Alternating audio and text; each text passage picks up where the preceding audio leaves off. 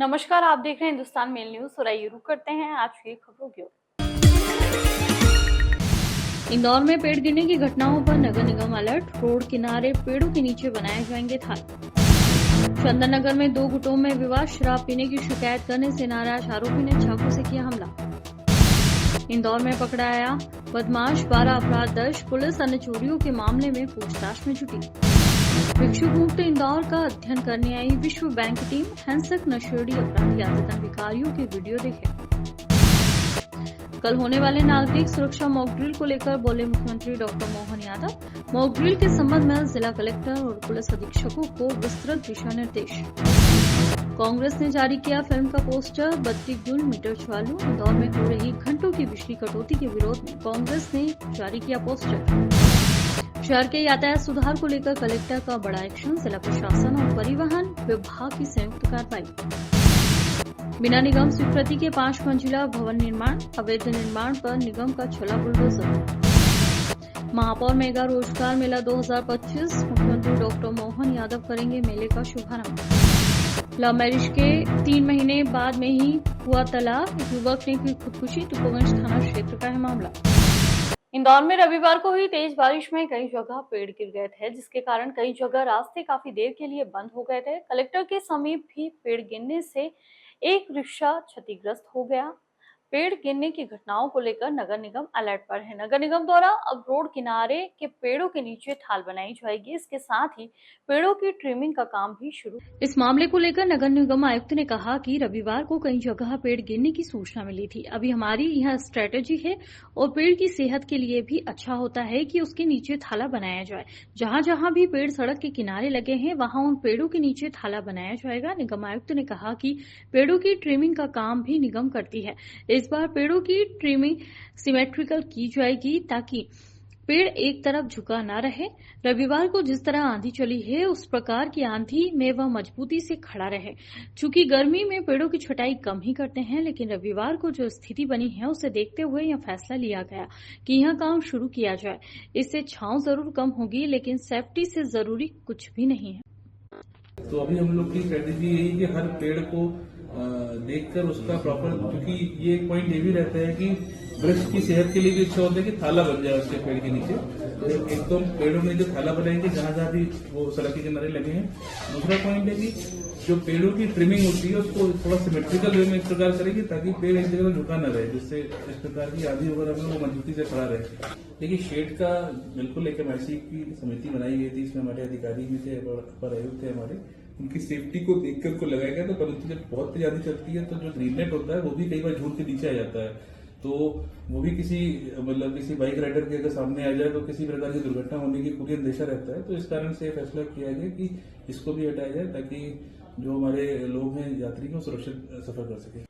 इंदौर के चंदन नगर में रविवार रात शराब पीने को लेकर 2 गुटों के बीच झगड़ा हो गया, जिसमें एक गुट के लोगों ने 2 युवकों पर हमला कर दिया। इस हमले में एक युवक की हालत गंभीर बनी हुई है। चंदन नगर की मक्का मस्जिद वाली गली में अरबाज उर्फ लाला और उसके दोस्त रिजवान पर रेहान शोफिल और उसके साथियों ने हमला कर दिया। बता दें, रिजवान ने पुलिस को बताया कि वह और फैजान शराब की दुकान पर गए थे, जहां उन्होंने रेहान को शराब लेते देखा। रिजवान ने रेहान की शिकायत उसके भाई गफ्फूर से करने की बात कही तो रेहान ने खुद ही भाई को कॉल करवा दी। गफ्फूर मौके पर पहुंचा, रेहान को डांटा और चला गया। इसके बाद रेहान अपने साथियों के साथ रात में रिजवान और फैजान को ढूंढने लगा। दोनों दोस्त अरबाज के पास पहुंचे, जो उस समय जुबैर उर्फ पप्पी के साथ था। चारों मक्का मस्जिद के पास पहुंचे, जहां रेहान और उसके साथियों से विवाद हो गया। इसी दौरान आरोपियों ने अरबाज पर चाकू से हमला किया और रिजवान के बचाव करने पर उस पर भी वार किया। हमले के बाद आरोपी फरार हो गए। भीड़ ने घायलों को अस्पताल पहुंचाया। अरबाज की हालत गंभीर थी, उसे अमवा अस्पताल रेफर किया गया। पुलिस ने तीनों आरोपियों पर केस दर्ज किया है और दूसरे पक्ष की जानकारी भी जुटाई जा रही है। विजयनगर थाना क्षेत्र में पुलिस चेकिंग के दौरान पुलिस ने एक वाहन चोर को गिरफ्तार किया है, जिसके पास से एक मोटरसाइकिल व 4 पहिया वाहन बरामद की गई है। तो वहीं वाहन चोरी के विषय में भी पूछताछ की जा रही है। विजयनगर एसीपी द्वारा बताया गया कि पुलिस चेकिंग के दौरान वाहन चालकों की चेकिंग की जा रही थी। इस दौरान सुभाष पिता नारायण पाटीदार निवासी बड़गोंदा महू सबसे उत्तम मोटरसाइकिल के विषय में पूछताछ की गई तो वह बता नहीं पाया, जिससे बारीकी से पूछताछ करने पर चोरी करना कबूल किया। तो वहीं उसके पास पास से 4 पहिया वाहन भी बरामद किया गया। पुलिस द्वारा आरोपी के पुराने आपराधिक रिकॉर्ड निकाले जा रहे हैं और उसके पहले भी महू और इंदौर में कई थाने में दर्ज होना पाए गए हैं, जिससे अन्य चोरी के मामले में भी पूछताछ की जा रही है। विजयनगर पुलिस ने लगातार बाइक चोरों को पकड़ने के लिए एक स्पेशल टीम का गठन करके इसके ऊपर कार्रवाई कर रही थी। उसी के चलते एक सुभाष पाटीदार नाम का व्यक्ति पुलिस ने एप्रीहेंड किया है, जिसके पास से एक मोटरसाइकिल और एक 4 व्हीलर रिकवर की गई है। ये आदतन अपराधी है। इसके इंदौर शहर के अलग अलग थानों में 12 अपराध पंजीबद्ध है और इसको पुलिस की हिरासत में लिया जाके इस पर और पूछताछ की जा रही है और इसके जो इसने जिन गाड़ियों का व्हीकल चोरी करी है उनके इससे पूछताछ की जा रही है। ये बेसिकली सुनसान एरिया से भी पिक करता है गाड़ी और कई बार कलारियों के पास से भी जो लोग नशे की स्थिति में गाड़ी की चाबी लगा के छोड़ देते हैं तो उनको भी ये चुरा लेता है। तो इससे पूछा जा रहा है कि इसने और कहां से किन किन स्पॉट से बाइक्स चोरी की थी और जैसे जैसे तथ्य निकलेंगे आगे कार्रवाई होगी। हाँ, इसके 12 कुल आपराधिक रिकॉर्ड मिले हैं जो कि अलग अलग थाना क्षेत्र में है और भी ICJS के माध्यम से इसके रिकॉर्ड्स का भी पता किया जा रहा है। इंदौर में भिक्षावृत्ति उन्मूलन और भिक्षुकों के सम्मानजनक पुनर्वास के लिए अपनाए गए अनूठे मॉडल को अध्ययन करने विश्व बैंक की उच्च स्तरीय टीम सोमवार को 3 दिनी दौरे पर पहुंची। दौरे के पहले दिन टीम ने जमीनी स्तर पर किए जा रहे कामों का गहन अवलोकन किया। इसके साथ ही संबंधित अधिकारियों और संस्था प्रतिनिधियों से मुलाकात की। विश्व बैंक के प्रतिनिधियों ने सर्वप्रथम शहर में स्थापित भिक्षुक पुनर्वास केंद्र का दौरा किया। इस दौरान टीम ने न केवल केंद्र की आधारभूत संरचना, स्वच्छता, भोजन व्यवस्था और चिकित्सा सुविधाओं का जायजा लिया, बल्कि वहां रह रहे लोगों से व्यक्तिगत रूप से बातचीत कर उनके जीवन में आए सकारात्मक बदलावों को भी महसूस किया। टीम ने संस्था प्रदेश की अध्यक्ष रूपाली जैन से बात की। इस मौके पर संस्था द्वारा मशक्कत से रेस्क्यू किए गए कई हिंसक, नशेड़ी, अपराधी, आदतन भिखारियों के वीडियो टीम को दिखाए गए। इसके साथ ही उन भिखारियों द्वारा भिक्षावृत्ति बंद कर उनमें क्या सुधार हुआ है, अब वे क्या कर रहे हैं, अब कैसा जीवन जी रहे हैं, इसके बारे में बताया गया। साथ ही उनसे मिलवाया भी गया। मुख्यमंत्री डॉक्टर मोहन यादव ने मंत्रिपरिषद की बैठक से पहले संबोधन में जानकारी दी कि वर्तमान राष्ट्रीय अंतर्राष्ट्रीय परिस्थितियों के दृष्टिगत प्रदेश में 5 नगरों क्रमशः इंदौर, भोपाल, ग्वालियर, जबलपुर, कटनी में कल मॉक ड्रिल होगी। बता दें, कल शाम 4 बजे से सायरन के माध्यम से खतरे की सूचना, ब्लैकआउट, प्रमुख अधोसंरचनाओं को सुरक्षित रखने, दुर्घटना की स्थिति में घायलों को सुरक्षित निकालने जैसी गतिविधियों की ड्रिल की जाएगी। मुख्यमंत्री डॉक्टर मोहन यादव ने इस संबंध में जिला कलेक्टर और पुलिस अधीक्षकों को विस्तृत दिशा निर्देश जारी किए जा रहे हैं। चलिए, लोगों ने देखा होगा कि हमारा जो डिस्ट्रिक्ट है वो जो कैटेगरी 2 है उसमें है, तो निश्चित रूप से फर्स्ट कैटेगरी में जो जगहें हैं उसके बाद हमारा सेंसिटिविटी में रखा गया है और उसके बाद फिर कैटेगरी। तो सबसे पहले इसमें कि जो एक चीज आती है, नहीं पहले हम लोग कर लें या फिर आप लोग कर लो।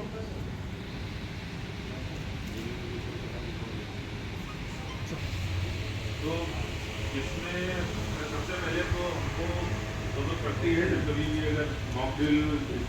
ज्ञात होगी, गृह मंत्रालय के निर्देश पर 7 मई को देश भर में 244 जिलों में सिविल डिफेंस मॉक ड्रिल आयोजित होगी।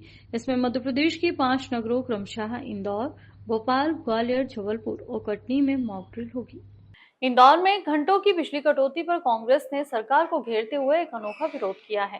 कांग्रेस नेताओं ने फिल्म बत्ती गुल मीटर चालू के पोस्टर को एक बार फिर से रिलीज किया है, इस बार असली जिंदगी के हीरो खलनायक के साथ। कांग्रेस का आरोप है कि थोड़ी सी बारिश होते ही पूरे इंदौर में बिजली की व्यवस्था चरमरा जाती है। इंदौर में हो रही अनियमितता बिजली आपूर्ति के विरोध में कांग्रेस ने फिल्म बत्ती गुल मीटर चालू का नया पोस्टर जारी किया है। कांग्रेस नेताओं विवेक खंडेलवाल और गिरीश जोशी का कहना है कि बिजली विभाग की लापरवाही के चलते थोड़ी सी बारिश में ही शहर अंधेरे में डूब जाता है। फोन कॉल्स रिसीव नहीं होते, अधिकारी नेटवर्क के बाहर होते हैं और मेंटेनेंस के नाम पर सिर्फ दिखावा किया जा रहा है। कई इलाकों में 24 घंटे तक बिजली गुल रही, जिससे नीट परीक्षा देने वाले छात्रों को मोमबत्ती की रोशनी में परीक्षा देनी पड़ी। कांग्रेस ने व्यंग्यात्मक अंदाज में कहा कि इस फिल्म में नए कलाकार इस फिल्म में नए कलाकार है ऊर्जा मंत्री प्रद्युम्न सिंह तोमर, निर्माता है भारतीय जनता पार्टी और निर्देशक है मध्य प्रदेश विद्युत वितरण कंपनी। कांग्रेस की मांग है कि दोषी अधिकारियों पर तत्काल कार्रवाई हो और विद्युत व्यवस्था को प्राथमिकता से सुधारा जाए। शहर में यातायात व्यवस्था को लेकर कलेक्टर ने एक बड़ा एक्शन लिया। जिला प्रशासन और परिवहन विभाग की संयुक्त कार्रवाई में रोड पर अव्यवस्थित रूप से खड़ी बसों पर कार्रवाई की गई है। दरअसल सुबह से अब तक 15 से अधिक बसें जब्त की जा चुकी है और अब ये सभी बसें 15 दिनों तक थाने में खड़ी रहेंगी। कार्रवाई में 2 एसडीएम, 4 तहसीलदार और 5 नायब तहसीलदार की टीमें शामिल रही। वहीं आरटीओ प्रदीप शर्मा और उनकी टीम ने मौके पर मौजूद रहकर इस अभियान को अंजाम दिया।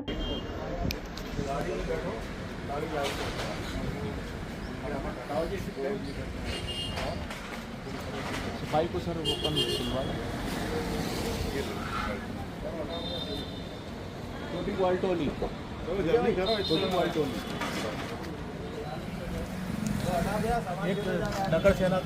प्रशासन का साफ संदेश है, अव्यवस्था बर्दाश्त नहीं होगी। शहर की ट्रैफिक व्यवस्था को सुधारना अब प्राथमिकता है और नियम तोड़ने वालों पर सख्त कार्रवाई की जाएगी। इंदौर में बिना नगर निगम की स्वीकृति के बिना बनाए गए 5 मंजिला अवैध भवन पर आखिरकार बुलडोजर चला। निगम की टीम ने बड़ी कार्रवाई करते हुए इस अवैध निर्माण को जमींदोज करने की शुरुआत कर दी है। आयुक्त शिवम वर्मा के निर्देश पर आज सुबह जोन क्रमांक 7, वार्ड क्रमांक 32, स्कीम नंबर 78 के प्लाट 238 पर यहां कार्रवाई की गई। यहां भवन स्वामी राजेश कुमार बनवाल ने करीब 1800 स्क्वायर फीट क्षेत्र में बिना अनुमति के 5 मंजिला इमारत का निर्माण किया था। नगर निगम की टीम ने 4 पोकलेन मशीनों और 1 जेसीबी की मदद से इस अवैध ढांचे को गिराने की कार्रवाई शुरू की।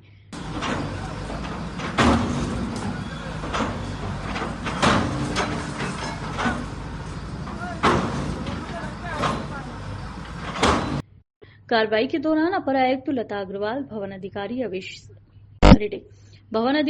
अभिषेक सिंह, भवन निरीक्षक पीयूष मावी, रिन्यूअल अधिकारी बबलू कल्याणी सहित अन्य अधिकारी मौके पर मौजूद रहे। नगर निगम ने स्पष्ट किया कि अवैध निर्माण करने वालों को किसी भी हाल में बख्शा नहीं जाएगा। नगर निगम पालिका इंदौर एवं जिला प्रशासन इंदौर द्वारा महापौर मेगा रोजगार मेला 2025 का आयोजन रविवार 11 मई 2025 को माननीय मुख्यमंत्री डॉक्टर मोहन यादव जी की कर कमलों से शुभारंभ कर दशहरा मैदान इंदौर में किया जा रहा है। यह आयोजन मध्य प्रदेश राज्य कौशल विकास एवं रोजगार निर्माण बोर्ड के तकनीकी सहयोग से संपन्न होगा।